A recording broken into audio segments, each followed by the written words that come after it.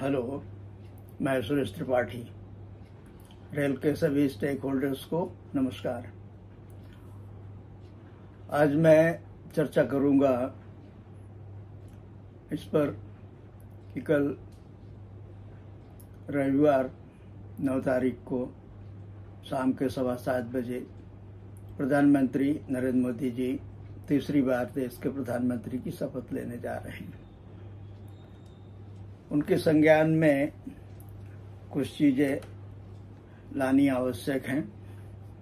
उनके तीसरे कार्यकाल में यह बहुत आवश्यक है कि रेल में हुए निवेश जो लगभग 10 लाख करोड़ का बताया जा रहा है और उसमें चालू हुई रेल परियोजनाएं उनकी समीक्षा करवाई जाए। यदि मोदी जी वास्तव में ईमानदार हैं और वो चाहते हैं कि देश की राजनीति, देश के ब्यूरोक्रेसी, देश का सरकारी सिस्टम करप्शन मुक्त हो, भ्रष्टाचार मुक्त हो, तो ये आवश्यक है कि पिछले 10 साल में अपने मंत्रियों के कामकाज की समीक्षा करवाएं और देखें कि जितना निवेश किया गया उसका आउटपुट क्या रहा और कितना रहा, किसने क्या किया। सारी स्थिति स्पष्ट हो जाएगी, भ्रष्टाचार अपने आप नियंत्रण में आ जाएगा। ये बहुत आवश्यक है। मोदी जी से मेरा यह बहुत आदरपूर्वक आग्रह है। तो कुछ मुद्दे हैं जो हम उनके संज्ञान में लाना चाहते हैं। 2014 में मोदी जी जब शपथ ग्रहण किए थे 26 मई को, तब सरकार की शुरुआत चुरेब की भीषण रेल दुर्घटना से हुई थी। जिस दिन मोदी जी 26 मई 2014 को शपथ ग्रहण कर रहे थे, दूसरी तरफ चुरेब की भीषण रेल दुर्घटना हो रही थी।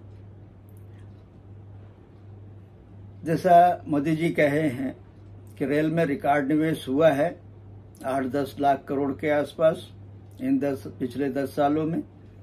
लेकिन 10वें साल में बालासोर जैसी भीषण रेल दुर्घटना, उसके बाद ओंडाग्राम, विजयनगरम और 10वां साल पूरा होते होते 2 जून को न्यू सरहिंद में एक बड़ी दुर्घटना हुई डीएफसी पर। रेल सुधार के 2 आयाम हैं मोदी जी, हमारी समझ से, जो हमने तमाम रेल के जानकारों से बात करके इकट्ठा किया है, जाना है। रेल में इंफ्रास्ट्रक्चर का सुधार लगभग पूरा हो चुका है, निवेश की कोई कमी नहीं है। लेकिन जहां गड़बड़ हुई है वो रेल के मैनेजमेंट और लीडरशिप के स्ट्रक्चर में हुई है। ये नोट करने वाली बात है। आज जब रेल मोदी सरकार की सुधारवादी नीतियों के केंद्र में है, लगातार रही है पिछले 10 साल से, जिसके फलस्वरूप इतना निवेश हुआ है, हो रहा है। इस निवेश को सही दिशा देने के लिए चैनल या सिस्टम में समस्या है। इस पर विचार किया जाना चाहिए। लाखों करोड़ के निवेश की जब बात होती है तो ये आवश्यक हो जाता है कि हम अनुमान लगाएं कि ये कितनी बड़ी राशि होती है। सामान्य आदमी को तो कितने इसमें जीरो लगते हैं, शून्य लगते हैं, इसका भी अंदाजा नहीं है। हमने आपको बताया पहले भी कि कैसे 75,000 करोड़ की सरकार की हर घर सोलर योजना यानी सूर्योदय योजना का क्रियान्वयन कर रही है सरकार, जिसमें करीब 1 करोड़ घरों में सोलर पैनल लग जाएंगे। वहीं हर घर जल या नल से जल योजना में 3.5 लाख करोड़ निवेश हो रहा है और इससे हर घर में नल से जल पहुंच जाएगा। रेल, रोड दोनों में इतने बड़े निवेश और इंफ्रास्ट्रक्चर विकास के बाद सरकार या भाजपा के वोटर की स्थिति शर्मनाक क्यों हुई है?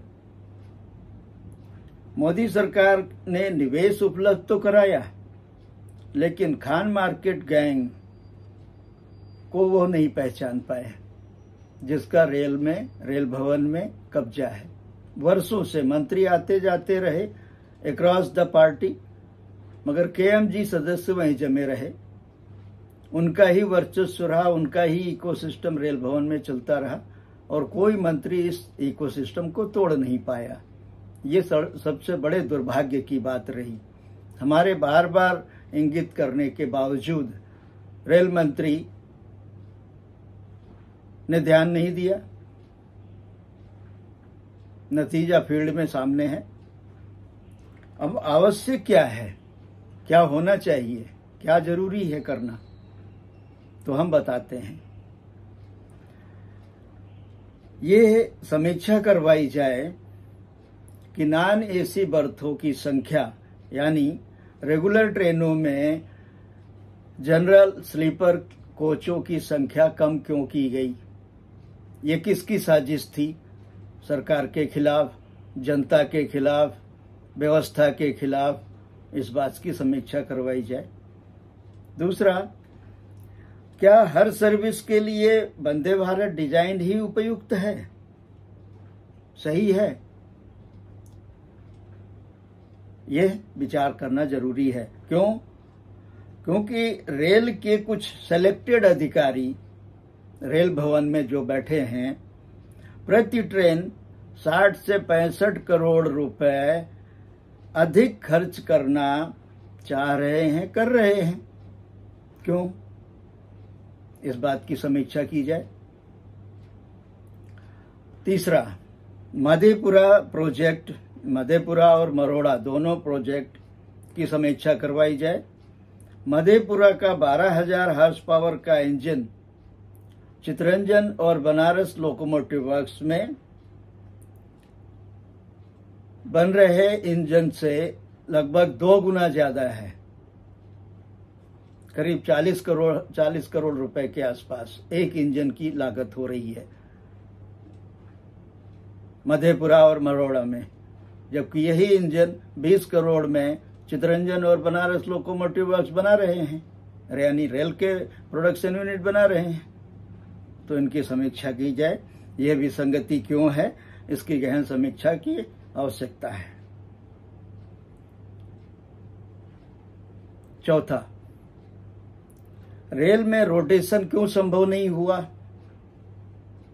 मंत्री के संज्ञान में लाने के बावजूद, मंत्री के सामने बैठकर इस पर विस्तृत चर्चा करने के बावजूद, मंत्री ने एक्सेप्ट किया कि इससे 90% करप्शन कंट्रोल हो जाएगा, फिर उन्होंने इस बात को लागू क्यों नहीं किया? इसलिए इसकी समीक्षा की जाए, क्यों संभव नहीं हो रहा है रेल में रोटेशन।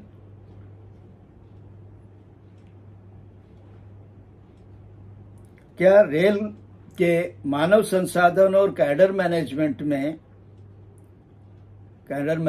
को अब सेना के अधिकारियों से लाकर सुधार करवाया जाएगा? क्या किसी अधिकारी को या सुपरवाइजर को प्रोडक्शन यूनिट में 20 साल 30 साल लगातार बने रहने देना उचित है?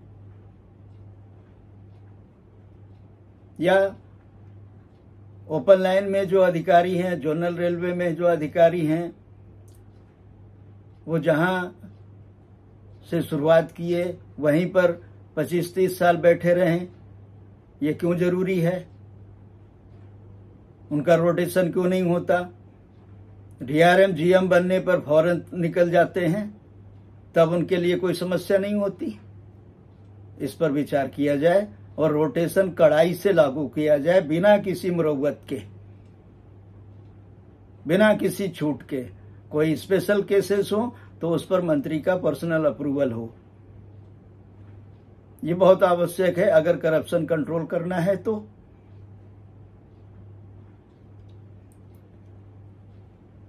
नंबर 5, रेल में रिकॉर्ड निवेश हो रहा है लेकिन इंजीनियरों की भर्ती नहीं हुई। पिछले 3 साल से 4 साल से न सिविल ऑफिसर्स की भर्ती हुई है, न इंजीनियर ऑफिसर्स की भर्ती हुई है। रेल आगे चलेगी कैसे, इस पर विचार करना आवश्यक है। इससे बहुत गलत संदेश जा रहा है। लोग हतोत्साहित हैं। क्या IRMS अधिकारी प्रोजेक्ट की ड्राइंग्स पर साइन करेंगे? वो हैं इस लायक? प्रोजेक्ट की ड्राइंग डिजाइन साइन करने के लायक हो गए? नहीं हुए। अभी तो आए नहीं है सिस्टम में, फिर कौन साइन करेगा? जिनके ऊपर आर्बिट्रेशन और कोर्ट कचहरी के मामलों में भारत सरकार का पक्ष कमजोर तो नहीं होगा, यह भी विचार करने की आवश्यकता है। नंबर 6, रेलवे विजिलेंस का रिव्यू बड़ी कड़ाई के साथ होना चाहिए। क्यों ऐसे अधिकारी विजिलेंस में बैठाए जा रहे हैं जिनके पास फील्ड में काम करने का कोई अनुभव नहीं है? रेलवे विजिलेंस के शीर्ष पर बाहरी अधिकारी भी प्रतिनियुक्ति पर बुलाए जाएं, जैसे अन्य सरकारी उपक्रमों में होता है, अन्य दूसरे मंत्रालयों में, केंद्रीय मंत्रालयों में होता है, वैसे रेल में भी किया जाना चाहिए। जो उनका विजिलेंस का मुखिया यानी SDGM, CVO और रेलवे बोर्ड का PED विजिलेंस पद बाहरी रेल मंत्रालय से बाहर के लोगों से भरा जाए, ये आवश्यक हो गया है। ये प्रयोग भी करके देख लिया जाए, शायद करप्शन नियंत्रित हो जाए। थोड़ा तो हो ही जाएगा, क्योंकि PSU में तो इसका कोई लाभ हुआ नहीं है। जब सब ही चोरी करने पर उतारू होंगे तो एक उसमें क्या कर लेगा? मगर एक बहुत कुछ कर सकता है, बशर्ते कि वो ईमानदार हो। उसकी नियुक्ति पूरी ईमानदारी से स्क्रूटनी के साथ की जाए तो डेफिनेटली हो सकता है। आखिर हमें किसी के ऊपर तो भरोसा करना पड़ेगा। नंबर 7, क्या विजिलेंस की त्रिमूर्ति यानी RK झा, RK राय और अशोक कुमार को मंत्री स्तर का इतना संरक्षण और समर्थन मिला? क्यों मिला? यह विचारणीय है। जब इसी त्रिमूर्ति ने वंदे भारत बनाने वाली पूरी टीम के ऊपर फर्जी झूठा केस, विजिलेंस केस बनाया, तब उनको मंत्री का संरक्षण क्यों मिला? मंत्री ने उन्हें क्यों पाला पोसा? मंत्री ने उनको टेलीकॉम डिपार्टमेंट में अपने संरक्षण में क्यों ले लिया? क्यों वहां डेपुटेशन दे दिया? ये विचार करने की जरूरत है। केवल रेल अधिकारी, रेल कर्मचारी चोर नहीं है, वही अकेले चोरी नहीं कर रहे हैं। राजनीतिक चोरी भी खूब जमकर हुई है रेल में, और इसके ढेर सारे सबूत हैं। परिस्थिति जन्य भी हैं, डॉक्यूमेंट्री भी हैं। जिस दिन हमने कहा कि ये विसंगतियां हुई हैं, मंत्री को नई नियुक्तियां करने से रोका जाए जब तक नई सरकार का गठन नहीं हो जाता, उस दिन से रेल भवन के तीसरे माले से फ्रेट वैगन, वंदे भारत के टेंडर्स और कई सारे टेंडर्स की फाइलें हटाई जा रही हैं, गुम की जा रही हैं, गायब की जा रही हैं। यह बहुत अंदर की खबर है। इसलिए इस पर विचार होना चाहिए कि मंत्री ने इन गलत लोगों को संरक्षण क्यों दिया, क्यों नहीं इन पर कार्रवाई की। और अगला पॉइंट बहुत गंभीर है, मैं नाम लेकर के बोल रहा हूं क्योंकि मैंने लीगल नोटिस झेली है। RP भारती जो CED ECR में हैं, गणेश जो पूर्व डीआरएम चेन्नई रहे हैं, आज की तारीख में सदर्न रेलवे में गति शक्ति का प्रकोष्ठ संभाल रहे हैं, जिसमें कमाई ही कमाई है। ये लोगों ने रेल की कुर्सी पर बैठ करके रेल के साथ धंधा किया, अपनी कंपनियां बनाकर, अपने नाते रिश्तेदारों को बनाकर, उनको बोर्ड ऑफ डायरेक्टर्स में लेकर। यह मंत्री के सामने, मंत्री के मुंह पर, मंत्री के सामने टेबल पर बैठकर बताया गया मंत्री को। मंत्री ने इनके ऊपर एक्शन नहीं लिया। एमआरसीएल कहता है कि हमने ये मैटर सीबीआई को सौंप दिया। 1.5 साल हो गए, सीबीआई ने इस पर कोई एक्शन नहीं लिया। ऐसा कैसे हो सकता है? ये बात विश्वास करने योग्य नहीं है। इसलिए अब नए ऐसे ये लोग, जैसे आरके झा ने विजिलेंस में ट्रेंड सेट किया, फाइलें उठाओ और एक्सटॉर्शन करो, उसी तरह यहां गणेश और भारती ने ये ट्रेंड सेटअप किया कि रेल के साथ धंधा करो। उसी की अगली कड़ी है Kunwar Singh Yadav, senior DE general, Prayagraj division, north central railway. मंत्री की संज्ञान में ये इतनी गंभीर चीजें आने के बाद भी अगर मंत्री ये संज्ञान नहीं ले रहे हैं तो कारण क्या है? इस पर विचार किया जाना चाहिए। इन सब चीजों की जांच होनी चाहिए। 8वां, इस बात की भी जांच आवश्यक है कि मंत्री सेल ने मंत्री को अंधेरे में क्यों रखा। उसने जो हमसे फीडबैक लिया, हर मैटर पर जो हमने लिखा, जो नहीं लिखा वो भी हमने बताया। मंत्री, इसका मतलब है कि मंत्री को वो सारी जानकारियां नहीं दी गई। पॉलिटिकल लोग तो यही कह के निकल जाते हैं, बच जाते हैं कि हमको इसकी जानकारी नहीं मिली। तो क्यों नहीं मिली ये मंत्री सेल के लोग बताएंगे, क्योंकि वो तो उनके भरोसेमंद लोग हैं। उन्होंने उनके साथ चीटिंग किया, उनको पूरी इन्फॉर्मेशन नहीं दी। तो क्यों नहीं दी, इस बारे में पूछताछ होनी चाहिए। क्योंकि आशंका ये है कि हमसे या अन्य स्रोतों से जो जानकारी इनपुट लिया गया, मंत्री सेल ने उनसे एक्सटॉर्शन किया, वसूली किया और उनको संरक्षण दिया, उनको बनाए रखा। इसके उदाहरण हैं एएमआरएस जो बिना अनुमति के विदेश गए।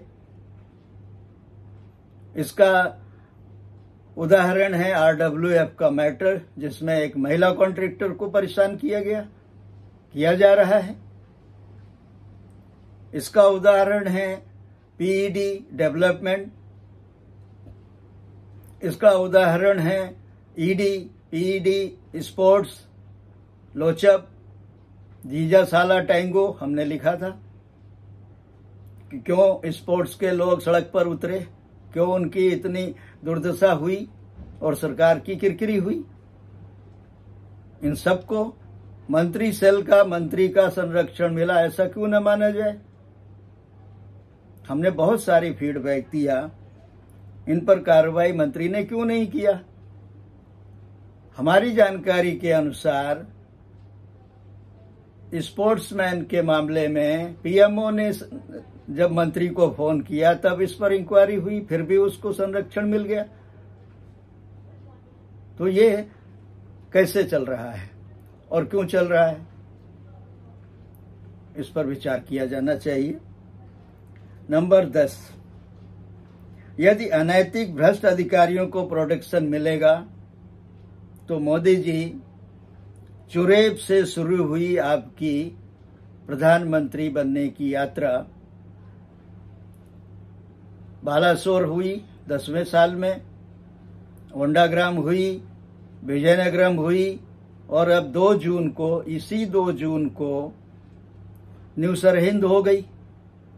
तो ऐसी दुर्घटनाएं होती रहेंगी और रेल का निवेश पानी में जाता रहेगा। यह है वस्तु स्थिति। इस पर आपको तीसरे टर्म में विचार करना चाहिए। धन्यवाद।